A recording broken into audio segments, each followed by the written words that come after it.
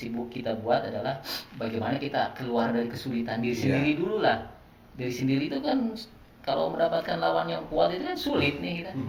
Nah, untuk keluar dari kesulitan ini saya harus bisa menguasai ini gitu kan ya. Jangan berpikir saya politiknya lagi belajar saya lagi belajar, cuma belum. Kadang-kadang nggak nyambung loh, Coach. Ya. Sepak bola dan politik itu kayaknya nggak nyambung. Ada satu sisi, karena sepak bola kita ini ternyata masih disetir oleh politik. Yes. Ya, percaya ya? Percaya. Kalau kamu mau jadi pegawai negeri, hari ini harus juara. Harus juara. Dealnya pegawai negeri ya? Kalau kamu jadi pegawai negeri, hari ini harus juara. Saya bilang gitu aja. Goalkeeper Aris Rinaldi, 2 center back. Belakangnya saya yakin Robi kalau saya. Robi orangnya tuh kayaknya orangnya diem gimana. Pintar main bolanya pintar ya. Main bolanya pintar ya. Satu lagi saya di era-era sekarang boleh. Boleh. Kalau komposisi yang kuat saya sama Jupri dia. Ahmad Jupri ya. Kesabaran perlu. Jangan dipaksa lah. Tapi nikmati dulu permainan kamu. 90 menit ini ya nikmati gitu. Kalaupun memang kamu ditekan ya nikmati. Kamu ditekan nih, kamu nikmati bahwa kamu itu ditekan. Itu tips yang luar biasa. Jadi bermain bola dengan fun, karena dengan adanya lawan itu udah tekanan. Belum lagi supporters.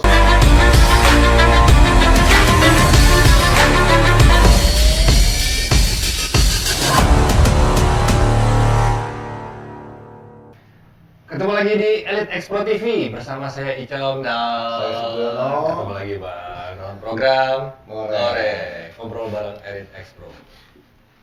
Tahu nggak tamu kita siapa? Tamu kita hari ini legend. Pasti lah. Dulu posisinya tahu? Enggak. Nomornya tahu nggak? 8. Nomor 8. Beliau dikatakan sebagai gelandang tidak pernah tergantikan, pemain yang tidak pernah tergantikan, dan selalu meraih gelar trofi. Di Perserikatan atau di Pratama. Dulu beliau nih waktu di Persib pakai jersey apa? Saya sempat mengidolakan. Saya juga sempat pakai jersey 2001 bareng, tapi saya nggak lama. Jangan lama-lama deh. Kita nama ya. Ayo. Coach Yusuf Bahtiar. Apa kabar, Kang? Kabar sehat. Lama nggak jumpa kita ya. Terakhir di mana? Di GSI di Soreang ya. Iya, Soreang. Kita jumpa di Lodaya kan. Oh iya. Kerjaan sama di Soreang. Iya. Kang mau ngobrol-ngobrol nih, ya kan? Kalau berbicara prestasi kan luar biasa, Kang Yusuf kan. Kemudian pernah disentuh oleh Kurver segala macam gitu. Apalagi di era 80-an, 90-an itu kan sepertinya di 10 tahun itu kan nggak pernah tergantikan gitu. Ya kan? Awal saya panggil coach saya ya, Coach Yusuf ya. Coach Yusuf mengawali karir itu sepertinya kan di pertama itu di Pakistan. Boleh sedikit flashback, bercerita pengalaman, kemudian sampai menjadi pionirnya Persib Bandung seperti apa buat adik-adik kita? Mulai dari awal pembinaan lah ya. Oke, jadi saya memang sebetulnya saya lahir bukan dari orang tua sepak bola. Jadi orang tua itu menggelutinya bulu tangkis, malahan levelnya sudah level Jabar lah dia tuh. Malahan pada saat itu saya juga udah diarahkannya bulu tangkis. Berarti sekarang masih aktif bulu tangkis juga? Ya cuma sekedar nepak aja. Jadi ceritanya lucu waktu kecil itu, ceritanya bahwa saya itu kalau ikut-ikut sepak bola malah dimarahin gitu kan. Mainnya kan itu kelahiran saya Tegalga itu memang kawah canda dari muka pemain-pemain sepak bola zaman itu kan. Kan biasalah main bola ceker gitu kan ya. Pulang itu memang pulang ke rumah kotor gitu kan. Wah saya justru ngumpet-ngumpet gitu teh main bola teh. Atau mungkin ada kekhawatiran lain sama orang tua? Enggak, dia mengarahkannya badminton. Mengarahkannya badminton. Jadi pada saat itu kalau pulang main bola ngumpet-ngumpet itu sampai saya dipukulin gitu sampai di talian gitu. Karena nggak nurut. Menang main bal gitu kan.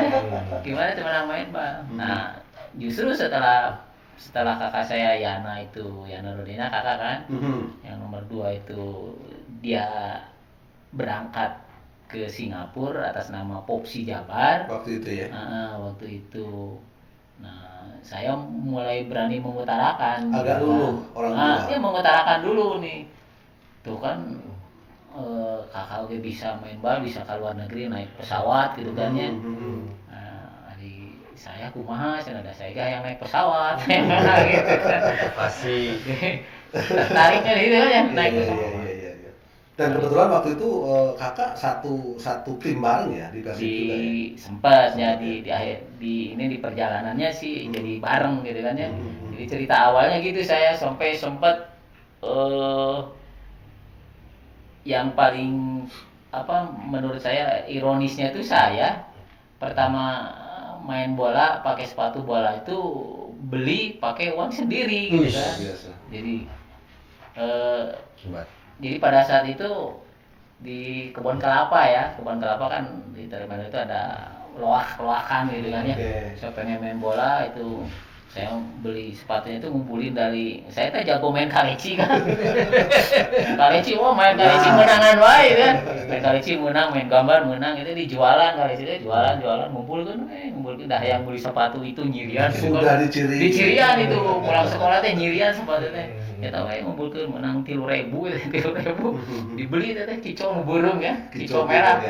Kicau merah itu kan beli. Nah, langsung bilang ke bapak teh, saya sepatu hayang main bal sok kumaha dah hayang main bal atuh kumaha gitu kan gitu. Masuk hayang main bal masuk ka mana tapi nu bener sih eta mah langsung bapak saya almarhum reket itu langsung dipatah-patahkeun itu patah sok ayeuna lamun main bal kudu bener sana main bal karena raket udah dipatahin ya udah saya pilih main bal. Pada saat itu Kalapang Uni itu jalan ya waktu yang di Karapitan waktu itu masih Karapitan jalan aja gitu, karena pengen main bola gitu jalan aja nggak pernah diantar nggak pernah jalan sekarang ya karena memang ayah saya bilangnya gitu kan nyesok kalau main bal mana dulu ninggalikeun heula sorangan kumaha hayang mana jalan komitmen ya iya jalan di situ. Nah tergerak lagi pada saat itu di Uni itu kan angkatan Yana CS itu kan Ade Heri itu main bolanya bagus kan. Itu usia berapa itu kan? Saya usia SD lah hampir kelas 5 kelas 5 ya, 13-14 lagi. Iya, kelas 5, kelas 6 itu. Ceritanya di situ karena memang komitmen dari kecil terus tantangan orang tua jadi saya harus jadi pemain bola aja gitu. Jadi takut ada rasa malu gitu kan kalau itu komitmen saya mah dari situ. Nah, dari situ masuk Uni itu ya karena ada kebetulan kakak di situ di Uni gitu tertarik. Nah, orang tua juga ceritanya itu nggak pernah nganter, cuma dia ngontrol. Bener nggak latihan nih? Saya datang, cuma dia ngintip aja gitu kan ya, ngintip. Oh, ayo latihan, pulang lagi. Orang tua gitu ngontrol saya. Hanya begitu aja, tidak seperti anak sekarang kan diantar ke sana kemari. Nah, yang jadi tergerak yaitu pada saat usia berapa saya 15 itu saya sudah mungkin dari prestasi lah ya, mungkin saya kelihatannya udah punya potensi gitu ya, punya potensi. Nah, dipanggil Haornas 14 tahun itu dan ya mohon maaf nih Uni memang pembinaannya pada saat itu suhu Uni itu memang ke darah-darahan Belanda lah ya, ke orang-orang kulturnya Belanda, latihannya memang disiplin kuat waktu itu. Oke, kedisiplinan ya.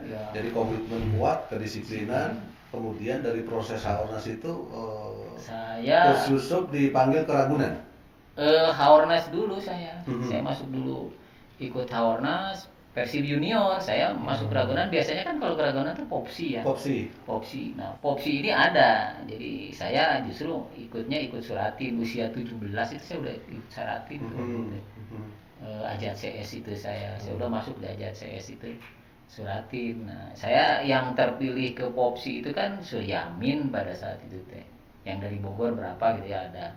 Saya tidak terpilih Popsinya. Nah, saya waktu pada saat suratin baru saya terpilih masuk mengisi kekosongan di Ragunan itu. Oke, karena memang tertentu Ragunan itu siapa yang Pilihan. lulus, ya kan? Ragunan maksudnya? Bukan. SKU Ragunan. Oh, Khusus saya atlet. kira. Jadi ya. kumpulan pemain-pemain yang memang kualitas ya dari Potensi. Indonesia, kemudian dikumpulkan di Ragunan. di Ragunan. Terus kemudian begitu di Ragunan dapat sentuhan kurver ya? Ya pada saat itu kan 80-an lah, 80, 81 itu kan Kurper lagi pegang-pegang tim nasional gitu ya. Pegang tim nasional. Kurper cari pemain-pemain berbakat itu. Oke. Nah, dia lihat di Ragunan kebetulan ada 3 orang itu, saya, Budi Tanoto sama Edward Chong. Edward Chong. Edward Chong 3 orang. Nah, kita ini disertakan latihan dengan senior, dengan Iswa di CS gitu kan. Hanya ikut-ikut latihan aja. Jadi magang lah ya, magang. Jadi Iswadi CS masih main, Roni Pati main, semua main, senior masih main itu di Senayan, saya ikut latihan, tapi pulang lagi ke Ragunan. Oke. Jadi sentuhan dari Kurver itu memang itu ball masternya kan gila tuh, keren banget. Skill dia itu khusus skill ya. Nah, malahan saya sempat down itu. Sempat down pada saat waktu ada pemilihan apa gitu ya, Pratama atau apa gitu, saya tidak terpilih kan, sudah mulai turun, muncul Kurver di selain saya ngomong, saya ditanya sama Kurver itu, kamu mau jadi pemain bola nggak katanya? Saya mau, tapi tinggi saya segini, karena faktor postur gitu kan. Kata Kurver, kamu tahu nggak pemain-pemain bintang top dunia itu tinggi seberapa kamu? Jadi saya termotivasi lagi sama dia. Jadi awalnya sempat turun ya kan? Karena ada mulai tidak percaya diri lah ya, dengan ada postur komunikasi dengan Kurver, termotivasi kembali. Termotivasi lagi sama Kurver. Jadi Kang Coach Yusuf berpikir bahwa tidak terpilihnya itu karena postur. Postur. Tapi ada sisi lain ya, yang bisa dilihat atau dinilai dari seorang Kurver. Ya. Jadi saya melihat begini, ya bukan berarti pelatih kita juga tidak bagus, bukan. Maksudnya begini, dari sisi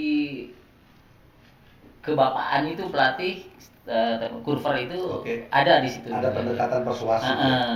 Kamu tidak terpilih, tetapi kamu punya potensi dan memang kamu belum waktunya.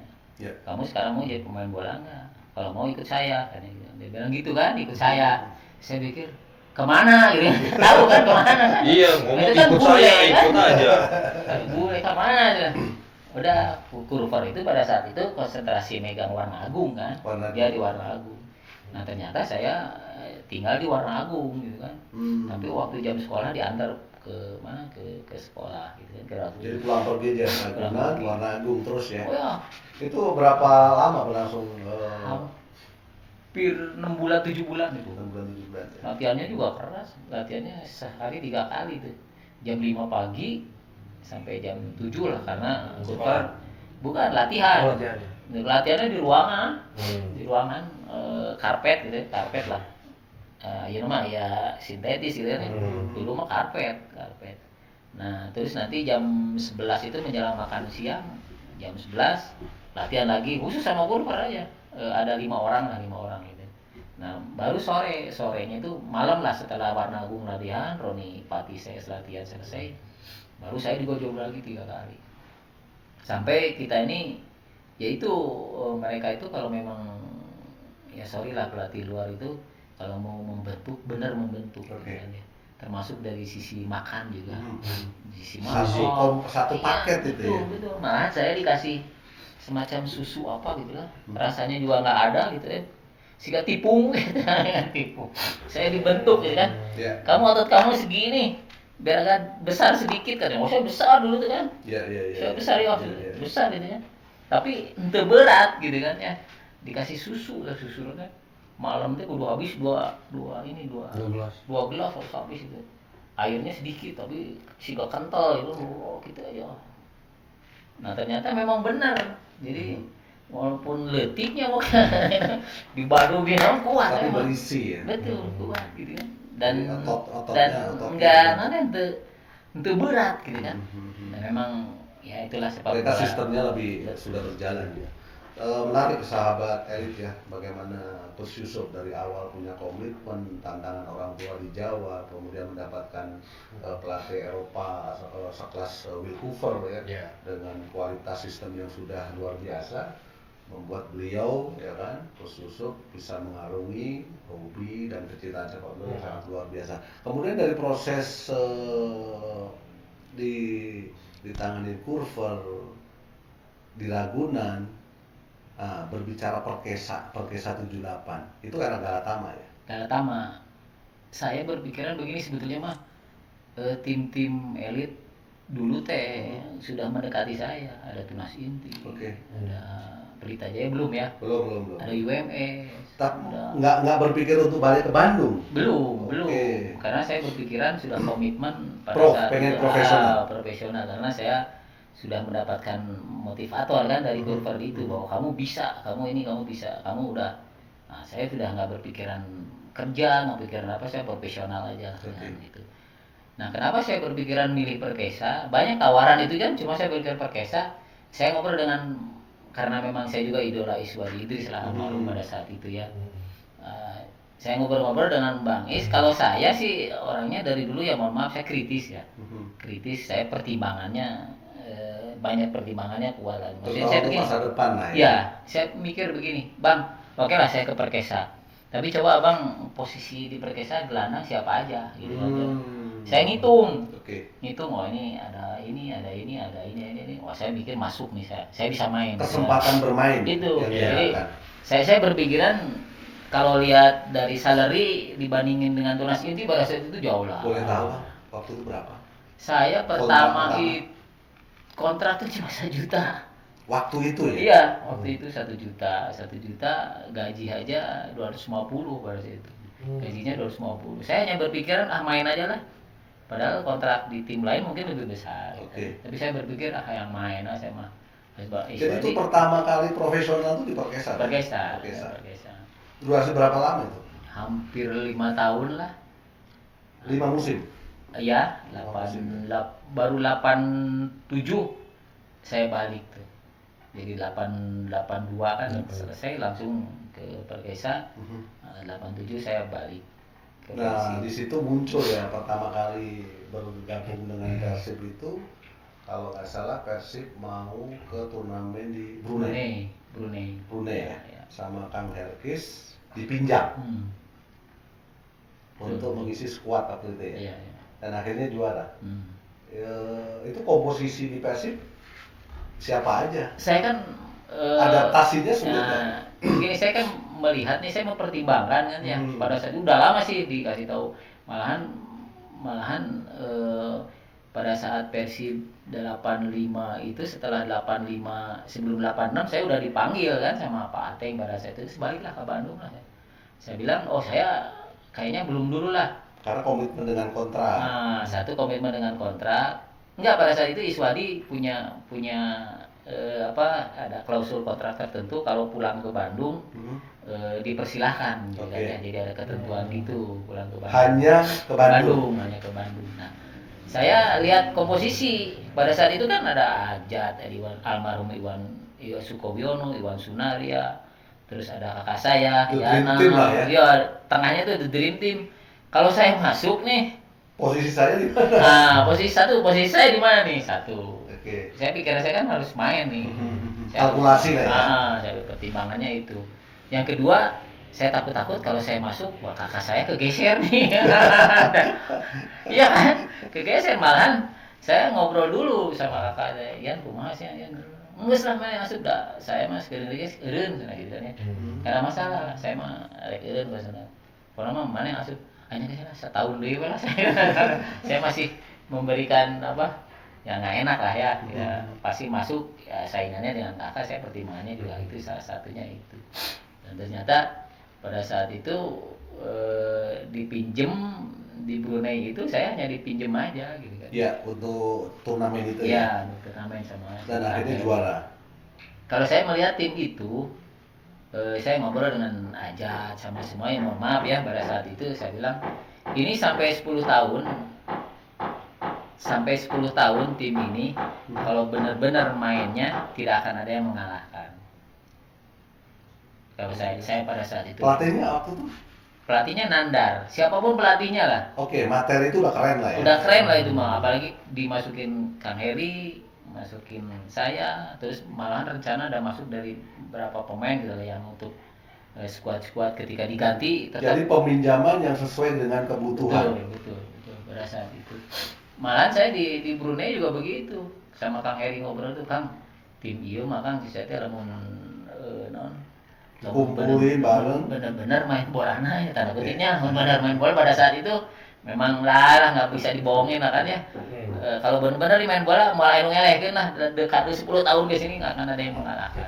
Dan ini bukan saya aja yang ngomong, di tim-tim yang lain ngomongnya sama begitu. Era itu memang luar biasa. Luar biasa. Bisa dikatakan generasi emasnya Persib ya, tanpa pemain asing, banyak pemain-pemain dari lokal dan berprestasi, dan akhirnya memang dalam rentang 10 tahun memang rajanya di situ ya.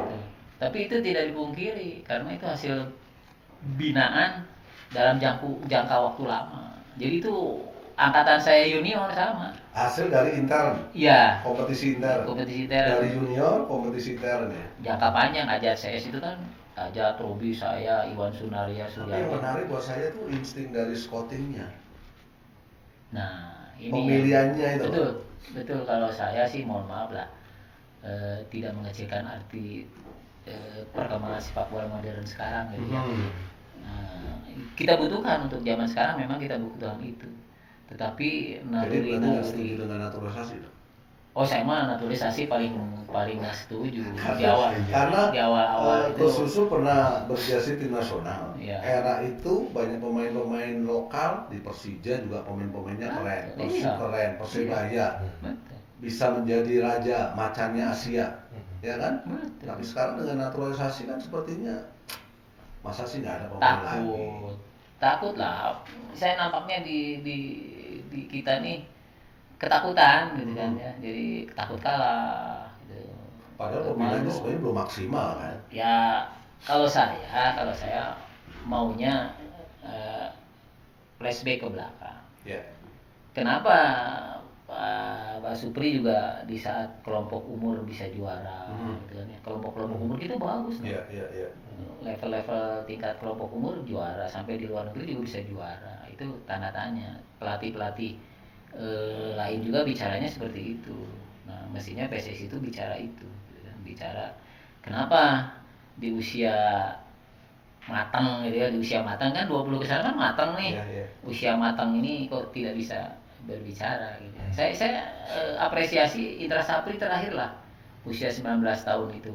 Evan Dimas Saya apresiasi, ini tim bakal nih. Tim bakal. Saya sempat ngomong dengan teman-teman di PSSI juga, di teman-teman di liga juga saya ngomong. Ini tim, termasuk Bang Danur juga saya ngomong, ini tim bakal nih.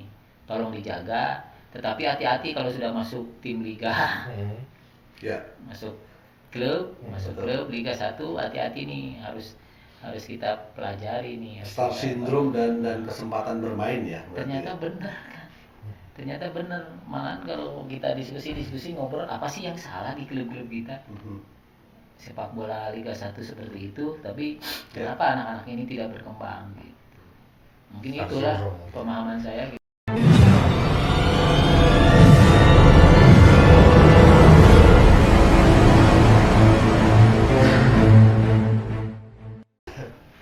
Coach Yusuf tadi berbicara 86, kemudian di era itu kan luar biasa, materi itu keren banget gitu.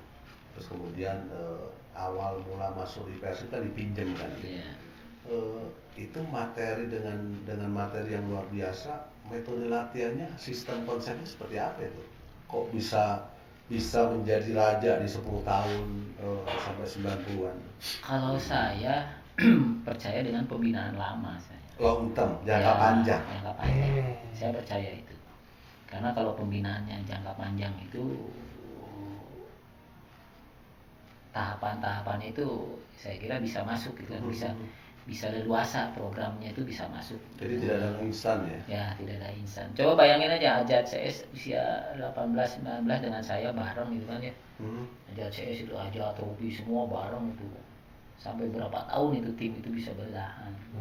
Apalagi di perjalanan itu ditempa sama pelatih yang mohon maaf bukan berarti pelatih lokal nggak bagus.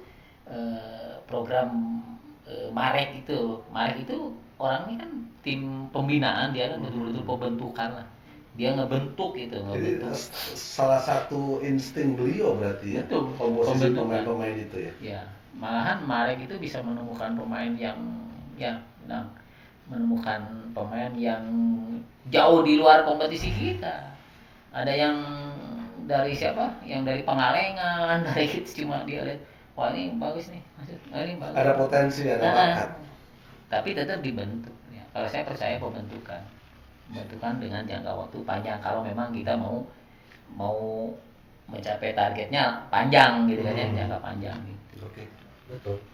Setuju itu. Mau ada pertanyaan apa lagi? Nah ini sama dengan apa ya? Kalau kita lihat penyanyi zaman dulu kan sampai sekarang kan bertahan karena dia punya kualitasnya bagus. Beda dengan akademi instan yang dibikin hilang. Jadi memang zaman dulu tuh lebih buat orang tua harus mendengar pembinaan itu prosesnya panjang, tidak seperti bikin kopi, minum instan gitu. Dari beberapa perjalanan berjersey Persib, Coach Yusuf kan mendapatkan trofi banyak dari perserikatan sampai katakanlah profesional. Liga. Karena waktu itu kan masih 2 ya, perserikatan sama Galatama gitu. Untuk bisa mendapatkan perform yang konsisten, apalagi kan Coach Yusuf kan di gelandang yang harus pemikir segala macam.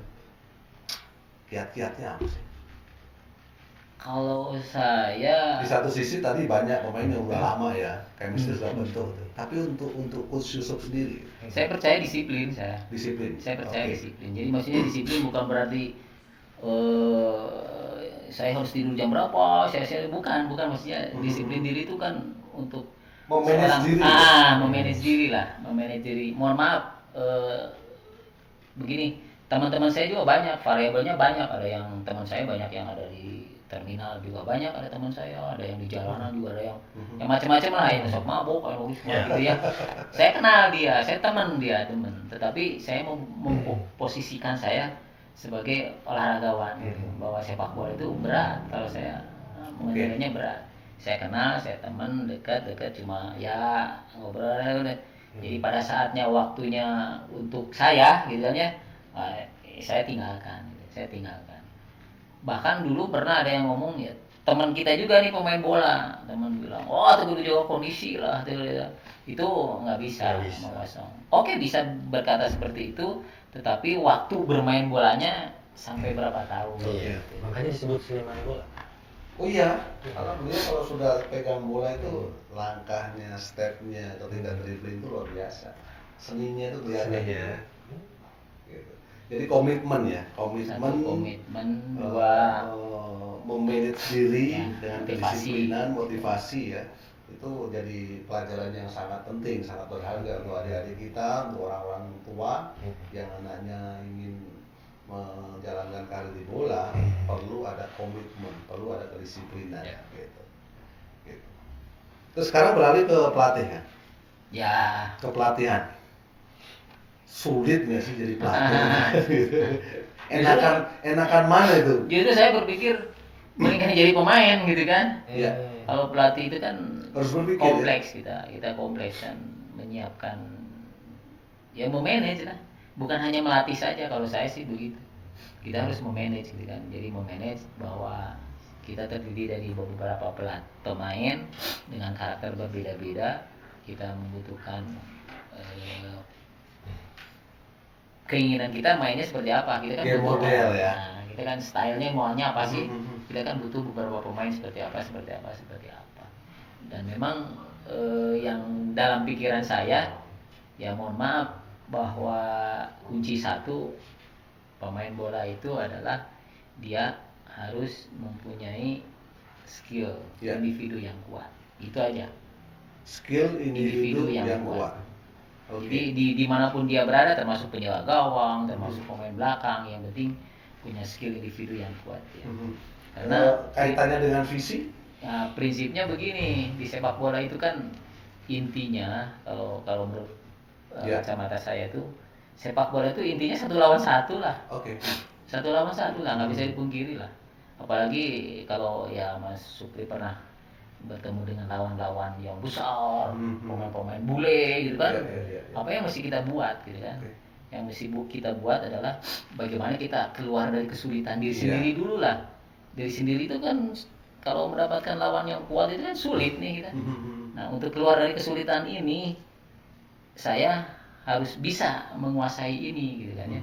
Jangan berpikir saya mau membantu teman, jangan berpikir saya mau kerjasama, jangan berpikir jangan dulu lah. Diri sendiri dulu aja. Jadi kita kuasai dulu area yang ada di saya sini nih. Area dengan Mas Supri ini saya kuasai dulu nih. Kalau saya sudah bisa mengendalikan ini, baru saya berpikir nih dengan lingkungan sekitar, apakah dengan yang terdekat atau dengan yang terjauh, baru itu akan muncul pemahaman taktikal. Betul, akan mudah lah.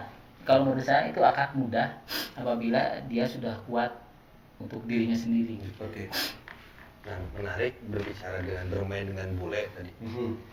Gimana kesannya bermain dengan AC Milan waktu itu? Dengar-dengar ada keris yang ditanjap-tanjapin. Apa sih? Bilangnya begitu. Keris apa? Main bola pakai keris? Dia menang. Beliau kan bisa menceritakan nantinya. Hal seperti itu dari dulu ada tuh. Mistik gitu. Cerita Persib zaman dulu ada lah. Kalau saya sih sempat saya bicara sama para pengelola lah ya, ada pejabat, ada pengelola. Nggak ada lah sepak bola mas, main bal mah main bal, Oke, kalau bapak mau bantu seperti itu, jangan ganggu kita gitu. Maksudnya jangan ganggu keren anak tidurnya, orang tidur. Wah, diundang dulu mandi ujabe. Ya. Saya sampai marah di situ kan. Oh, pikiran. Sare. Tapi di luar itu air surumputan gitu. Nah, saya sebetulnya hanya menghargai aja lah mereka. Kalaupun mau begitu oke, tapi jangan terlalu open bar lah, jangan sampai mengganggu orang lagi istirahat persiapan main, jadi kaganggu kan gitu ya. Logikanya itu yang 7 itu kalau lawan Milan itu. Tancep itu saya nggak paham itu, saya nggak paham. Tapi kalau ada indikasi mistik itu dari dulu ada itu.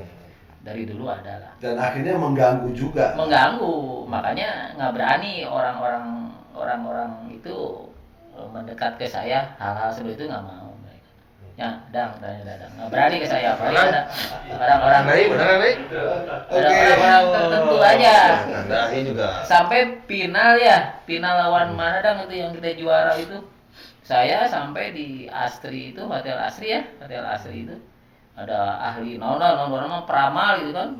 Sampai perempuan cantik asli. Iya, menjelang pertandingan saya datang terlambat di Senayan, saya perempuan di kamar, ada beberapa orang di ruang galuris, wah mau ngobrol kang gini. Saya bilang saya nggak percaya yang begini. Saya main ya saya teh.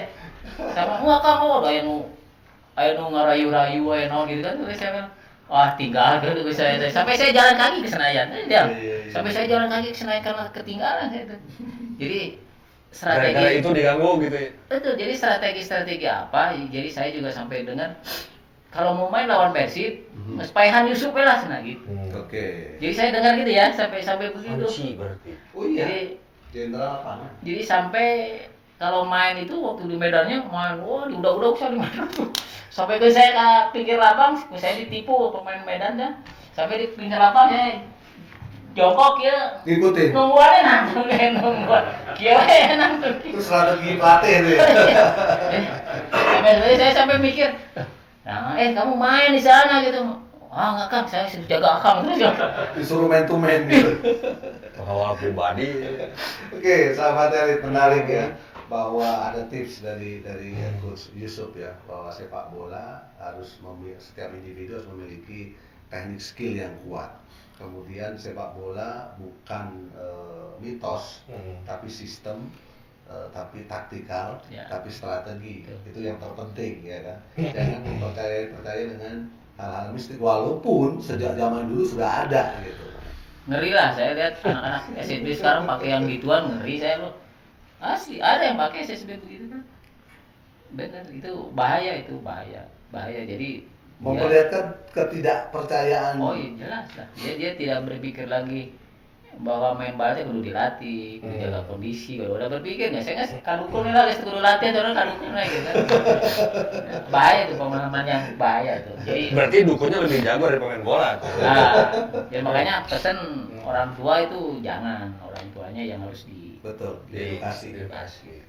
Saya setuju ngobrol sama Pak Tommy itu di Jepang itu ada khusus untuk orang tua. Oke. Pak Tommy itu bicara dengan saya di Jepang itu. Transfer knowledge juga ya. Iya. Jadi orang-orang tua itu dikhususkan di Edukasi. sepak bola gitu. Bahaya, kita udah SSB itu udah bahaya udah. Maksudnya dalam artian bahaya kalau sudah lari ke klinik-klinik seperti itu, wah silakan. Beda ya. Dulu awal kan Coach Yusuf mengatakan tidak diantar orang tua. Yang ditunggu adalah komitmen. Sedangkan orang tua sekarang mengantar dan punya ekspektasi yang luar biasa. Kadang-kadang lebih jago orang tuanya daripada coachnya. Lebih jago daripada komentator.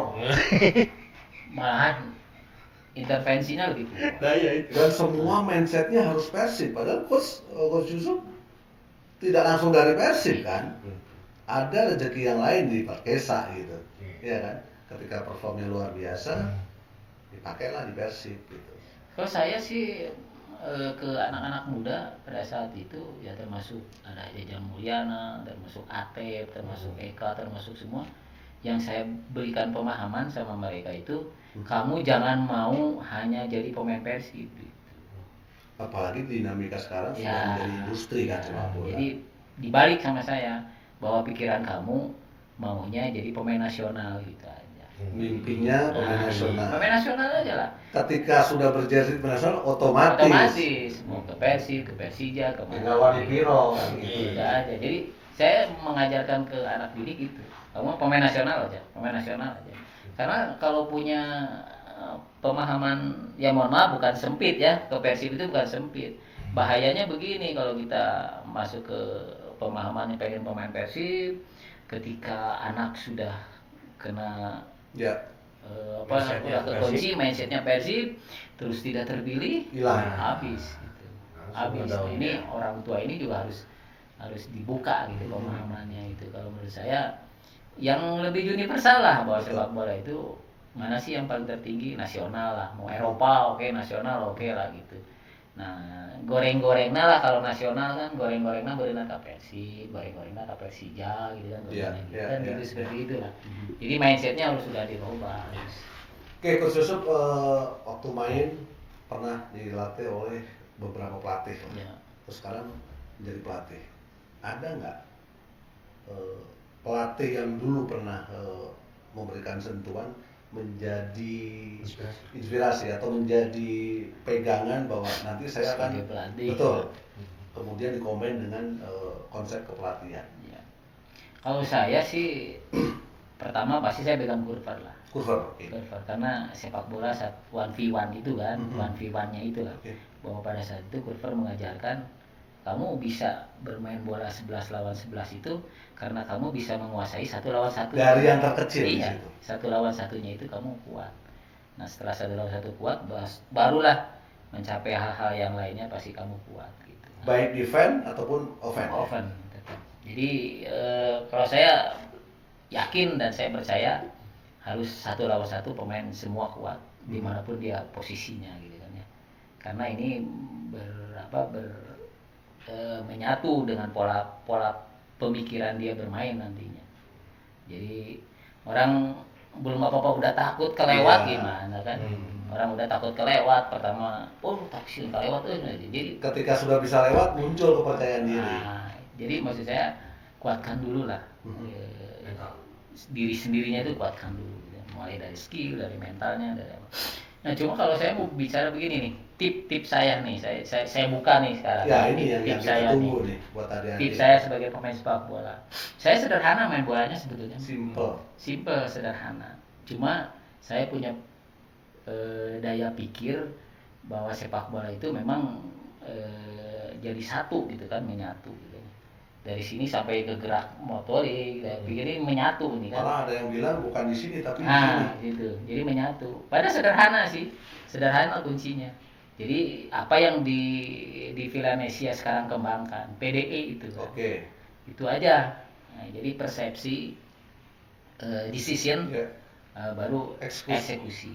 Jadi sebelum dapat bola, ketika kita berdiri, ketika kita jaga lawan, ketika kita sendiri, ya kita berpersepsi dulu lah. Menguntungkan untuk diri, menguntungkan untuk teman di situ. Kita ada posisi di mana, situasinya seperti apa, nih pergerakannya seperti apa, perjalanan bolanya seperti apa. Saya berpikir kan, saya berpikir.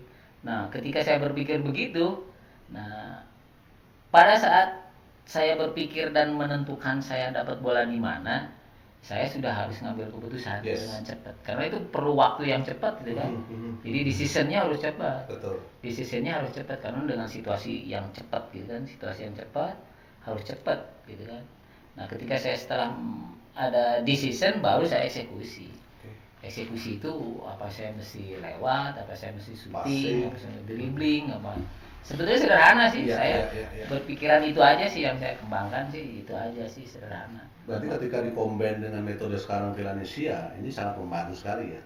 Kalau saya ini pas untuk pembelajaran anak-anak di level SSB itu pas nih. Jadi jangan dulu bicara pertandingannya kalau saya. Basicnya dulu, fundamental dulu. Saya makanya bicara sama orang tua, jangan mikir main heula lah, karek main seminggu kompetisi, minggu depan udah ikut lagi turnamen gitu kan, turnamen lagi yang ngenagar pelatih atau ngumpul iya kan, karena banyak sekali bukan agenda SSB tapi agenda orang tua. Betul, malahan orang tua yang abdi tos daftar. Nah ini yang harus diluruskan, salah ya. Betul. Jadi kalau saya setuju dengan juga sekolah sepak bola. Dengan Villanesia saya setuju tuh, Villanesia ada game dievaluasi, dianalisa, latihan, baru kita game lagi. Jadi hasil analisa latihan ini di gamenya dilihat lagi, dianalisa lagi. Saya setuju itu. Tetapi jangan game terus. Analisanya kapan? Nah itu gampang. Nah kalau saya sangat setuju. Cuma ya mohon maaf di Villanesia ini saya sempat ketika saya di Komdis pada saat itu kan ruangannya Danur di sini, saya di dalam di sana ruangan itu. Ketika saya jalan, waktu nyusun Villanesia, saya suka ikut diajak diskusi sama Bang Danur tuh, Ganesa gitu kan, ada beberapa orang itu diskusi. Nah, salah satunya yang saya sampaikan yang PDE itu, tetapi tidak bahasa PDE saya. Saya ditanya kan, Cuk, kamu main bola itu masih kayak yang gampang sih, kayak yang ini, kayak gitu. Saya bilang, Bang, saya mau main bolanya sederhana sih sebetulnya. Saya satu kuatkan dulu skill saya lah gitu kan, kuat satu, kalau udah kuat yang keduanya saya berpikir nih bagaimana situasi saya di sini nih, saya dijaga ketat atau gimana, nah terus saya berpikir kalau saya main bola harus kemana gitu. Nah setelah kemana saya keputusan saya ngambil keputusan baru eksekusi jalan. Ya mungkin itu salah satunya yang dikembangkan. Walaupun orientasinya progresif passing ya. Ya, jadi maksud saya begitu. Jadi SSB ini memang harus ada keberanian lah dari ya mohon maaf lah kita ini memang harus terjun. Dan SDM juga Pak sangat penting ya. Penting bisa.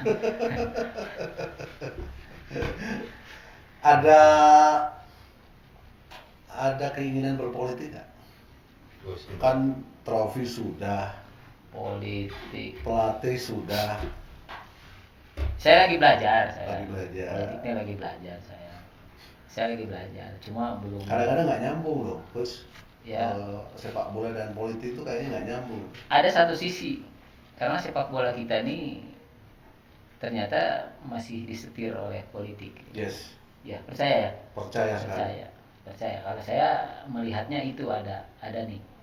ada salah satunya adalah dari sisi pendanaan lah. Dana juga kan ya mohon maaf di Askot itu kan memerlukan dana untuk pembinaan cukup besar. Itu kan Pak Wakil berperan cukup cukup bagus gitu. Tapi Pak Wakil itu kan harus tidak didukung sama anggota DPR gitu kan. Iya. Juga berat kan gitu kan. Nah ini juga unsur politik kan harus ada juga kan, harus ada. Jadi tidak dipolitisasi lah, bukan ya, tidak dipolitisir bukan. Jadi maksudnya unsur politik itu memang harus masuk di kegiatan Walaupun olahraga. sebenarnya juga pemerintah sudah menganggarkan juga ya untuk pembinaan kan. Ya kalau ada anggarannya. Kalau anggota DPR-nya misalnya kan anggota DPR punya kewenangan untuk membatasi, menentukan kan, membatasi, mengurangi, menambah kan gitu kan, punya kewenangan, ada deal-dealan juga kan gitu. Nah maksud saya itu di situ. Sudah ada deal dengan partai-partai tertentu. Saya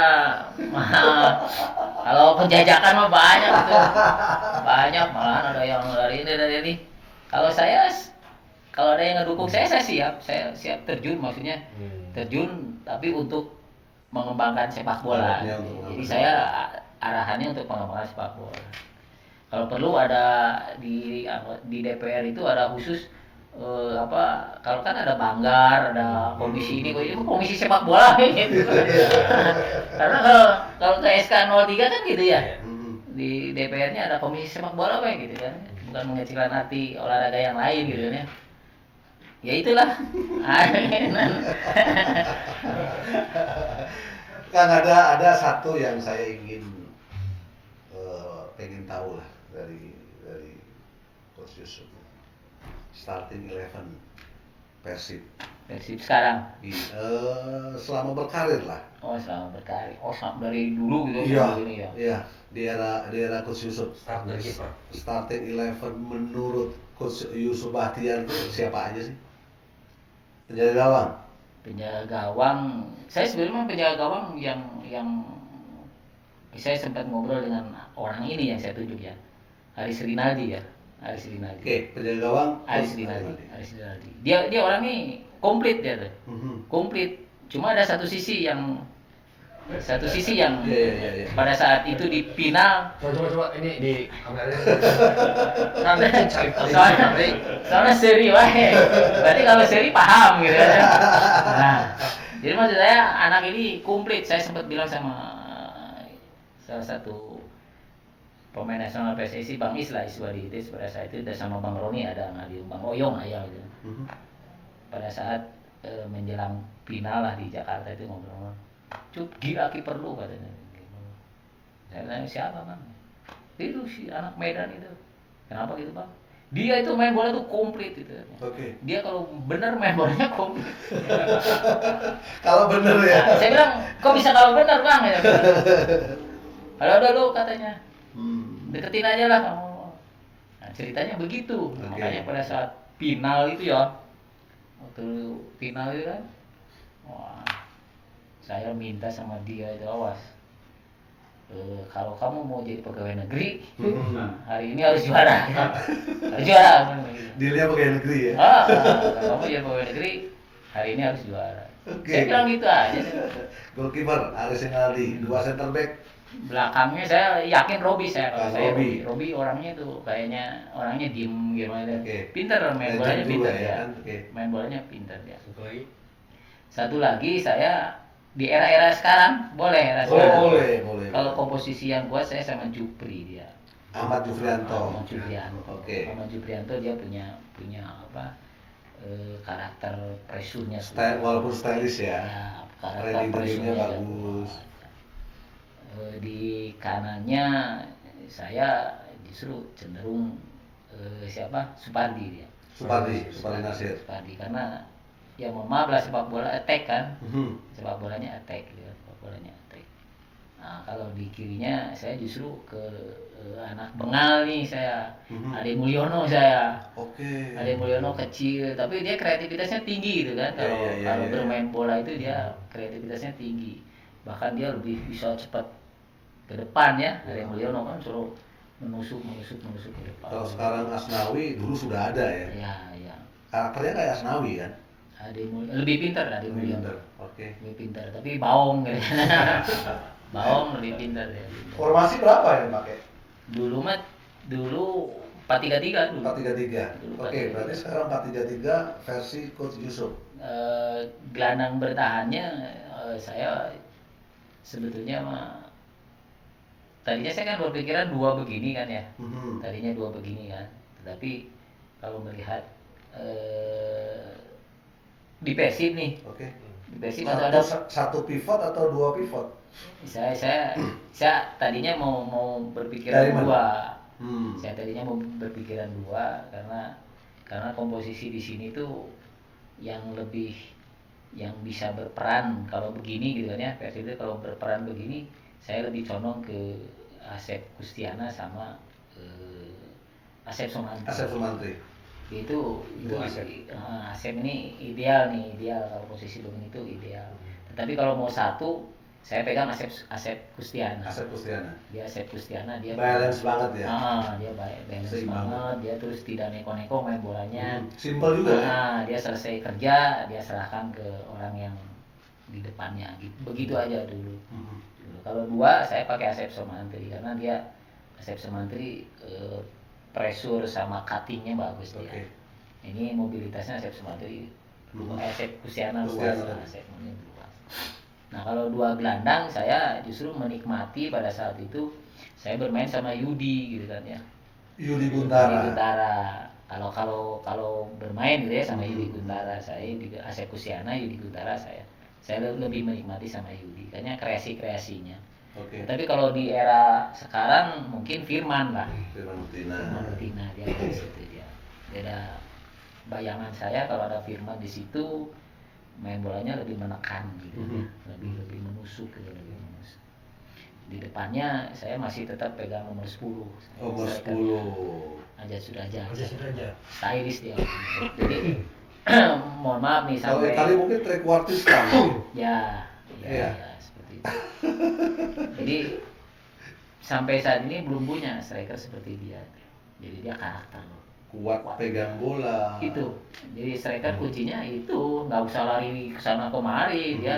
Dia punya komitmen penguasaan bola di area penalti. Positioningnya juga. Maksudnya dia membantu pemain yang lain untuk naik gitu kan. Jadi ada waktu ketika bola di dia, kita ada waktu naik gitu kan. Kalau misalnya di strikernya cepat hilang bola, lari kesana kemari habis kitanya. Balik lagi. Nadanya habis. Jadi Kang Ajat Sudrajat gitu ya. Ya, kalau di sayapnya dulu saya lebih yakin sama Uut itu. Uut Fendi. Dia stylish dia. Ya itu saya lebih cenderung ke orang-orang yang bisa menguasai dirinya dulu lah. Menguasai dirinya. Uut, ada Jajang juga luar biasa dia. Punya kecepatan. Jadi ketika kita ngasih bola di samping itu ya kita udah yakin gitu kan bahwa kita udah nunggu di gawang gitu. Kualitas crossing ya. Jadi sudah tidak kan kalau sekarang begitu kan kita ngasih di samping kita masih malah membantu harus. Padahal fungsi tugas dia adalah eksekusi keputusan untuk melakukan crossing. Betul. Kan. Kerja dia kan di samping kirim aja kan, samping kirim atau kalau enggak bawa kan gitu. Apalagi sudah di sepertiga ya. Iya. Kalau misalnya masih kita kasih ke samping terus kita masih bantu gitu kan, apalagi kalau sayanya harus overlapping gitu kan, ya dia nggak ada fungsi kan. Iya. Jadi ya kalau begitu ya cari yang sederhana, kalau nggak pakai gelandang aja kan gitu. Jadi oke lah di ada Uut, ada Jajang bisa. Di kiri saya lebih Febri oke. Tapi Febri memang mungkin mudah-mudahan seiring dengan waktu ya. Oke, lebih matang, Febri lebih dewasa. belum pintar ya. Belum pintar, jadi masih mengandalkan karena dia masih kuat gitu. Tenaga dia. Jadi dia usia dia ya. Karena memang proses itu kan dari proses dia matang itu kan dari pengalaman dan penambahan usia juga nanti. Benar banget. Pelatihnya? Pelatih ya kalau bicara pelatih saya strategi ini ya. Kan ada pelatih yang mohon maaf nih kalau penilaian saya nih. Kalau Kurver ini dia cenderung kepada individual player Oke. ya. Dia lebih senang Menguatkan itu. Dia strateginya Oke. kurang lah. Strateginya kurang. Cuma dia pengen main bola tuh atraktif dan gitu kan, seperti itu. Nah, kalau yang berstrategi itu saya justru Sinyo Aliando. Jadi Sinyo Aliando jadi sepak bola itu fun gitu kan ya, yang diajarkan sama kita itu loh, kamu tuh main bola 90 menit tuh, kamu nikmati main bola. Jadi jangan sampai ada pressure di situ. Itu modal buat saya tuh sebagai pelatih pada pemain. Ya jangan buru-buru cetak gol lah kalau memang susah gitu kan ya. Kesabaran perlu. Jangan dipaksa lah, tapi nikmati dulu permainan kamu. 90 menit ini ya nikmati gitu. Kalaupun memang kamu ditekan ya nikmati, kamu ditekan nih, kamu nikmati bahwa kamu itu ditekan. Itu tips yang luar biasa. Jadi bermain bola dengan fun, Iya. karena dengan adanya lawan itu udah tekanan. Betul. Belum lagi supporter segala macam, tuntutan ya.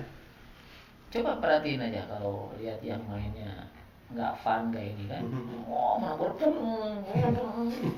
dan tim yang seperti itu gaya mainnya udah kebaca. Iya. Coba lihat aja kalau yang fun itu kan kita menikmati ya. Betul. Nah, di sini kan menikmati itu kan, menikmati main bola bisa apa Korea aja ya tenang aja lah. Yang penting kita percaya ada kiper, kita percaya sama pertahanan, kita bisa bertahan gitu aja. Jadi maksud saya ya itu untuk strategi bermain Sinyo. Nah kalau pelatih di sini ya mohon maaf kayak Pak Thohir bagus Pak Thohir, tetapi Pak Thohir muncul di saat yang tepat gitu. Yes. Jadi muncul itu di saat yang tepat dalam artian pemain-pemain ini basicnya udah kuat. Ngobrol entis jadi pelatih kayak pasti juara. Itu banyak anekdot seperti itu. Iya betul. Jadi Pak Thohir ini bukan mengecilkan arti Pak Thohir, mohon maaf bukan. Jadi pas dan konsep Pak Thohir bener gitu kan ya. Konsep Pak Thohir itu kan latihannya conditioning training ya, dan conditioning training itu di Subang itu tidak ada hari tanpa lari kan, ada lari itu, cuma yang dapat dispensasi saya gitu kan. Tidak ada lari tanpa lari karena conditioning tadi. Conditioning Pak Thohir itu ya latihan conditioning training dia untuk menjaga ada main bal mau jago manes nah.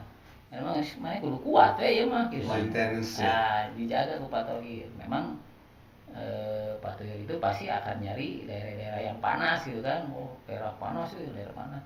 Dan sejarah gue lah main bal mah kumaha maneh wis nah. Jadi mah dijaga gitu kan. Nah. Ya, jadi saya mohon maaf bukan mengecilkan arti Pak Thohir ya. Kalau main oke kan. Kadang-kadang ngomong sama saya sama Robi gitu kan. Cuk, atur cuk baru kali. Bi kali mari lah gitu kan. Jadi itu kan simbol ya bahwa namun ngandalkeun main cepat gitu kan habis kan gitu kan ya. Kita harus ngatur ya gitu ya. Harus ngatur. Jadi ya itu Pak Thohir itu muncul di saat yang tepat dan tidak menghilangkan karakter Persib era Betul. itu ya. Pintar Pak Thohir. Bola bawah 1-2 sentuhan gitu. Betul. Oke, menarik sahabat Elits ya, bagaimana pesan untuk seorang pelatih ketika memimpin pertandingan, buatlah situasi kondisi di ruangan itu nyaman, fun, jangan sampai ada pressure. Kemudian untuk orang tua juga ketika menyekolahkan anak didiknya, putra-putra di sekolah sepak bola harus punya komitmen, harus punya disiplin, harus punya tanggung jawab. Perhatikan juga gizi anaknya. Nah, betul. Betul. Tidak hanya sebatas bola. Habis latihan bola. Itu yang sering saya canangkan sama orang tua gitu tuh. Saya kumpulin, kamu nggak boleh minum es. Habis latihan kan, nggak boleh minum es. Satu, kedua nggak boleh makan goreng-gorengan. Walaupun ketika sudah punya komitmen pribadi yang kuat, sebenarnya sudah bisa diatur sendiri juga ya. Karena anak-anak kan